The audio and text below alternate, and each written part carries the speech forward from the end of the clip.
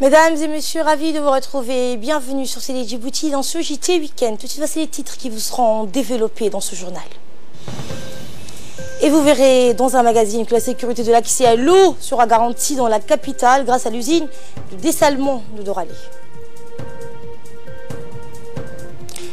Nous parlerons de tourisme également. Si Djibouti est une destination touristique connue de par le monde, les Djiboutiens restent à la traîne dans cette quête de découverte. Et vous suivrez donc les sites touristiques qu'offre notre pays. Et à l'étranger, le Kenya a décidé de développer son économie grâce aux exportations d'avocats. Bonsoir et merci de nous accueillir chez vous. L'eau, élément de la vie de tous les jours, est une ressource indispensable. Développer l'accès à l'eau, préserver les ressources disponibles et les renouveler reste la vocation du gouvernement. De tout gouvernement d'ailleurs. La quantité d'eau douce ne suffit plus en effet à répondre à la demande quotidienne. C'est dans cette optique que le gouvernement a mis en place une politique de diversification en ressources naturelles, notamment en eau. Voici un magazine de la rédaction et commenté par Samat Al-Saïd. Le monde de la vie de tous les jours est une ressource indispensable. Développer l'accès à l'eau, préserver les ressources disponibles et les renouveler reste la vocation du gouvernement. La quantité d'eau douce ne suffit plus en effet à répondre à la demande quotidienne. C'est dans cette optique que le gouvernement a mis en place une politique de diversification en ressources naturelles, notamment en eau.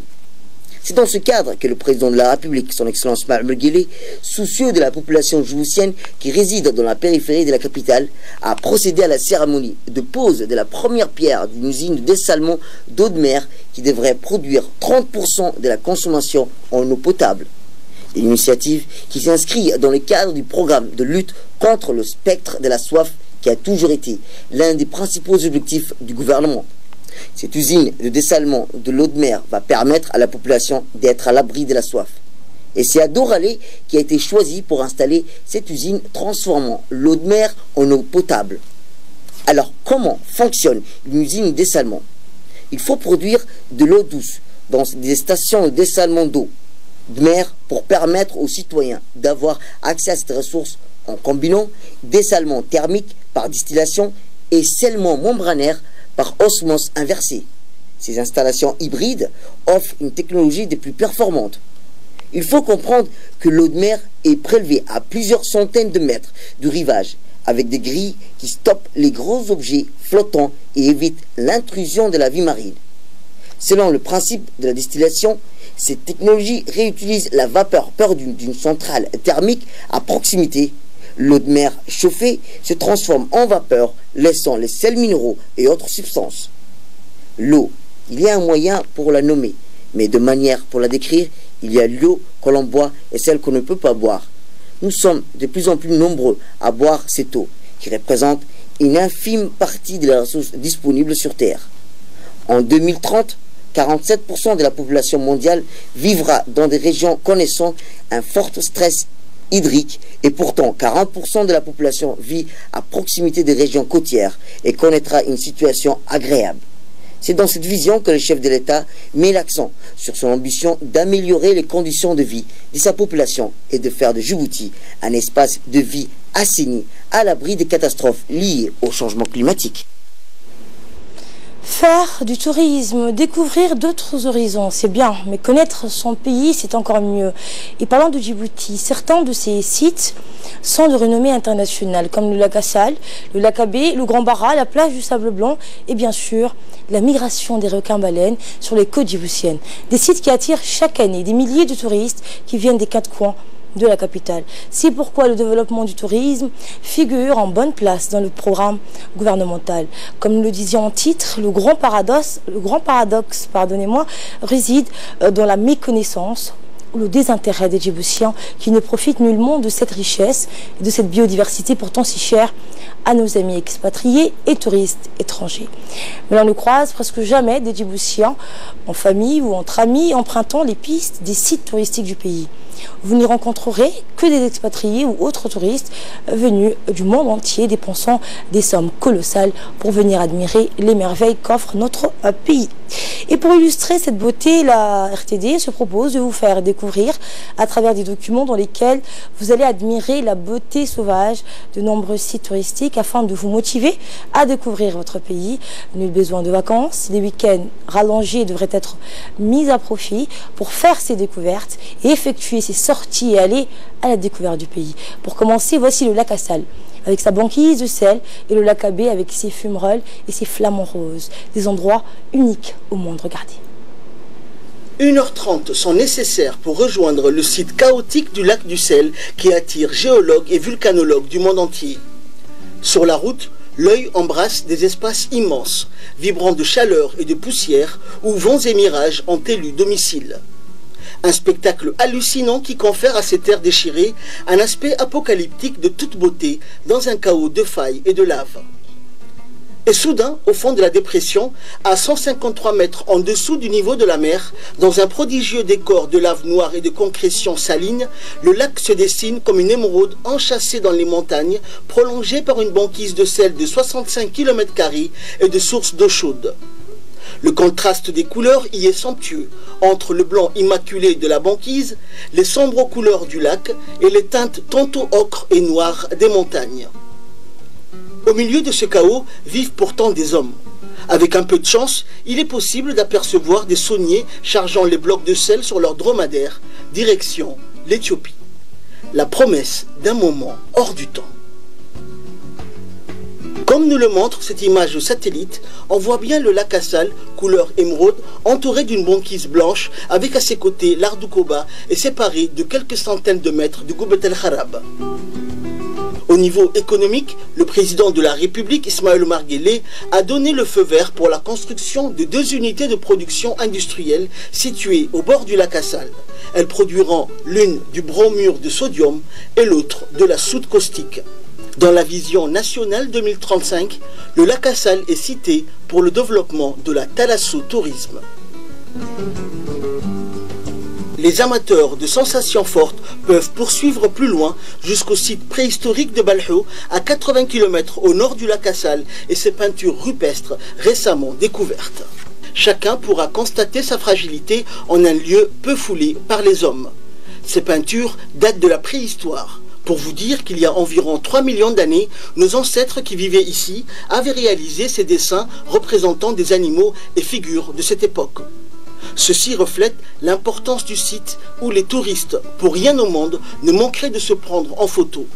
Des peintures que très peu de Djiboutiens ont eu l'occasion de voir de visu. Un véritable trésor de notre pays. À une journée au départ de la capitale, après avoir traversé le désert du Grand Bara et la ville de Dikil, le lac Abbé dévoile ses paysages lunaires.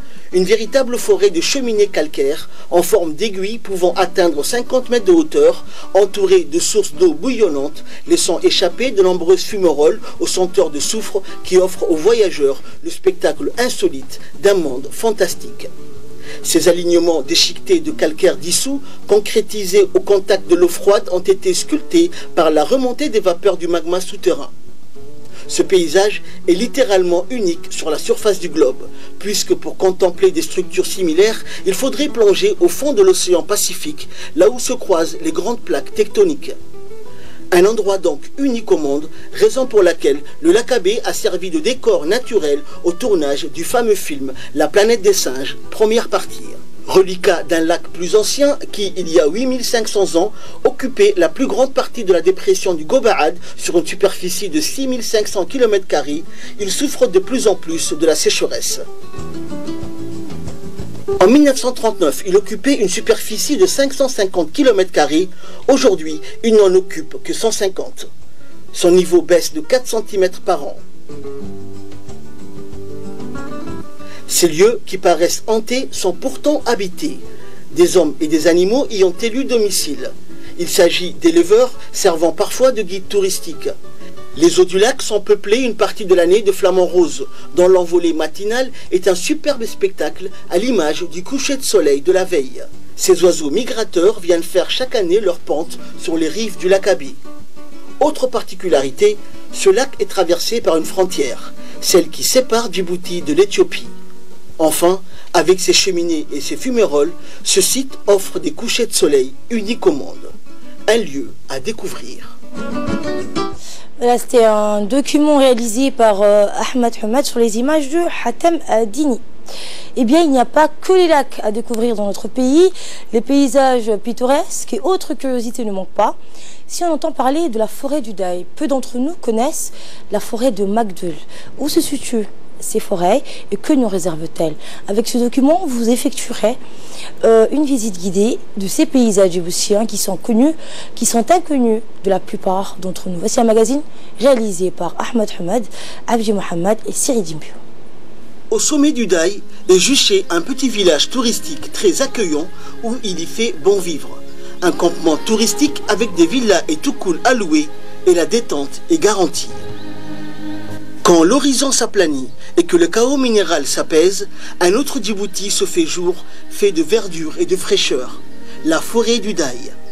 L'oasis de Bankwalé et sa jolie cascade qui coule en toute saison alimentent des jardins verdoyants dominés par des palmiers caractéristiques de la région, couronnés d'un épais bouquet de feuilles dressées en éventail.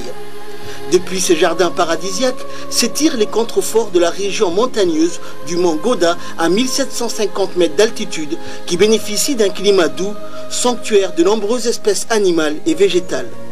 Au sommet de la montagne, la forêt du Daï, qui culmine à 1500 mètres, est le dernier vestige africain de la forêt primaire du Sahara avant la désertification.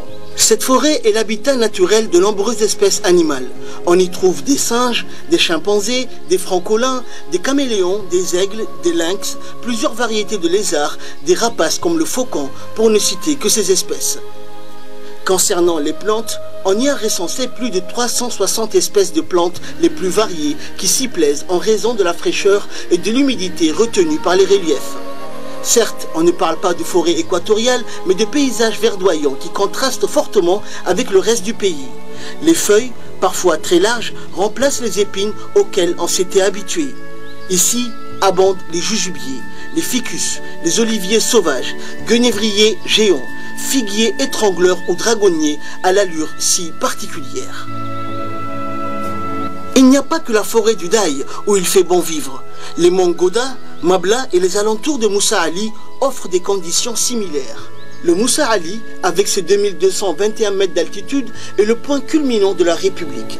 À ses pieds se situe la plus petite et la moins connue des forêts, la forêt de Magdoul. Havre de fraîcheur tout au long de l'année où les grands arbres ne défleurissent à aucune saison, ce qui fait l'affaire des abeilles, d'où cette affluence des ruches qui pullulent dans cette forêt et le miel y est abondant. Forêt dominée par une végétation arborescente, Magdoul est située à 404 mètres d'altitude. Elle est principalement peuplée d'acacias nilotica. La région du nord du pays est réputée pour ses massifs et ses forêts. L'écosystème forestier de Mabla est un vaste territoire qui s'étale sur les deux régions de Tadjoura et d'Obok et que la population connaît souvent sous la désignation de Afara Mabla en langue locale ou 4 Mabla en français. La forêt est présente principalement dans les localités d'Alomaï, Sismo, Ehel, Selo et Redima.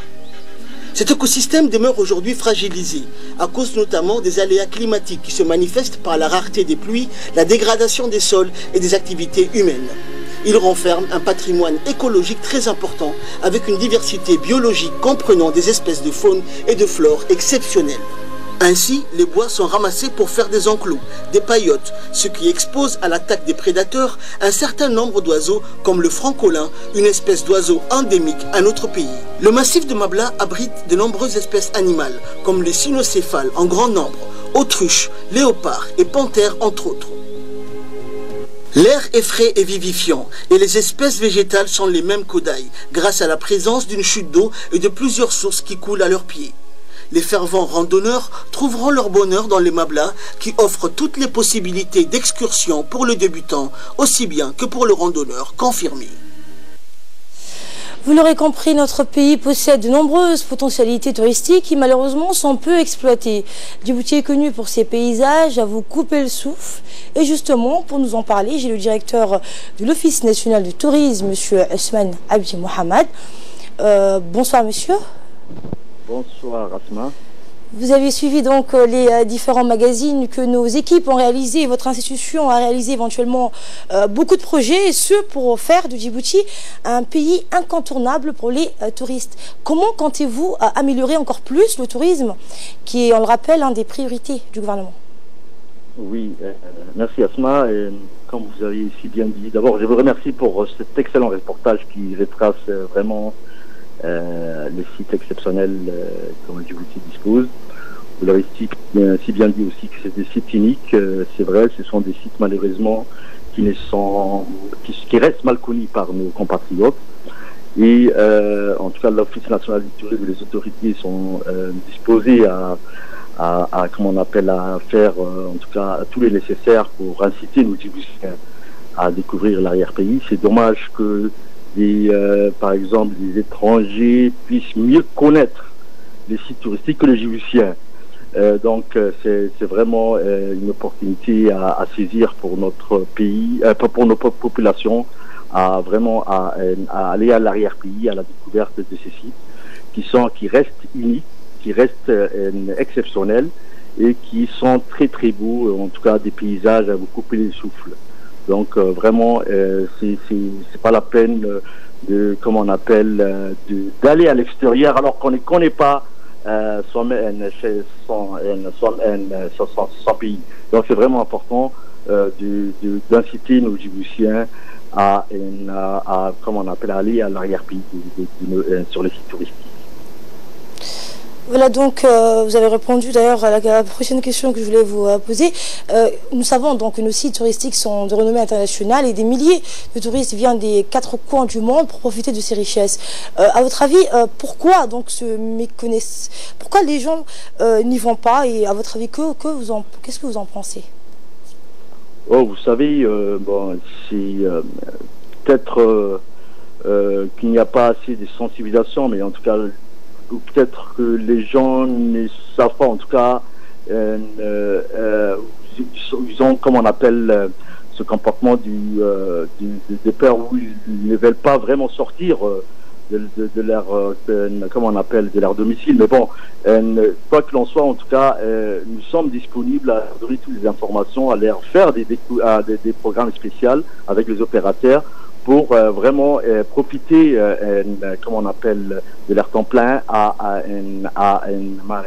aller sur ces sites, à vraiment voir ce que des gens qui viennent à 10 000 bornes d'ici, là, viennent en avion et découvrir. Donc vraiment, les premières personnes qui doivent connaître ce pays, ce sont nous, les Djiboutiens, et nous incitons nos compatriotes à aller sur ces sites, comment on appelle, à découvrir ces sites touristiques qui sont uniques et qui restent uniques. Et je demande aussi aux Djiboutiens, vraiment, nous demandons aux Djiboutiens de préserver l'écosystème de ces sites qui peuvent rester fragiles si les comportements des touristes, que ce soit des tourismes locaux ou des touristes étrangers, en sont la cause, parce qu'il ne faut pas jeter des trutis ou des, comment on appelle, les poubelles sur les sites touristiques. Il faut penser aux générations futures. Il ne faut pas qu'on dise oui, ce site a disparu parce que tout simplement l'écosystème n'a pas été préservé. Donc vraiment c'est important, c'est une richesse unique que Dieu nous a donnée. Donc c'est à nous maintenant d'en profiter. Et j'incite aussi nos compatriotes, surtout nos entrepreneurs et nos hommes d'affaires, à investir dans ce secteur qui est très promoteur, ce secteur gagnant. C'est un secteur qui a un moteur inclusif au développement économique. L'État en est conscient et l'État est disponible à accompagner tout promoteur qui souhaiterait installer des infrastructures touristiques dans les pays. Voilà, donc j'espère que votre message a été transmis aux Djiboutiens, donc pour profiter de ces merveilles. Merci, monsieur le directeur, d'avoir bien voulu répondre à nos questions. C'était le directeur de l'Office national du tourisme. Et vous suivrez, mesdames et messieurs, la deuxième partie des documents conçus à cet effet. Aujourd'hui, donc, c'était la partie continentale. Et demain, ce sera la partie maritime. Tout à fait autre chose pour clore l'actualité nationale. Je vous emmène au nord du pays, à Tadjoura, dans deux localités donc situées à Tadjoura, à Balhou et à Galaptissan, où une antenne de l'état civil a ouvert ses portes. Une initiative donc mise en place par le président du conseil régional de la ville blanche, Omar Hussein, et qui s'inscrit parfaitement dans l'objectif de rapprocher l'administration des administrés. Conscient de la vulnérabilité de cette population frontalière et le déplacement inquiétant que cela suscite au quotidien, l'enregistrement des naissances pour la population de cette contrée s'effectuera désormais sur place.